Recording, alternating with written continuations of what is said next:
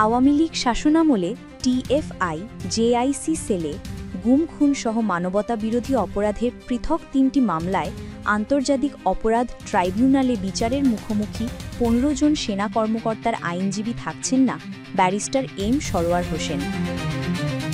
বৃহস্পতিবার ২৩ অক্টোবর সাংবাদিকদের প্রশ্নের জবাবে তিনি এই তথ্য জানান।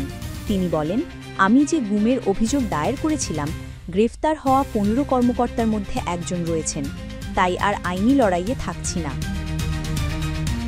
জানা গেছে, ট্রাইব্যুনাল ও গুম কমিশনে সাবেক সেনাপ্রধান জেনারেল অবসর এস.এম. শফিউদ্দিন আহমেদ সহ সাবেক ৩ সেনা কর্মকর্তার বিরুদ্ধে নিজেই অভিযোগ দায়ের করেছিলেন সুপ্রিম কোর্টের আইনজীবী ও সাবেক সেনা কর্মকর্তা ব্যারিস্টার এম সরোয়ার হোসেন।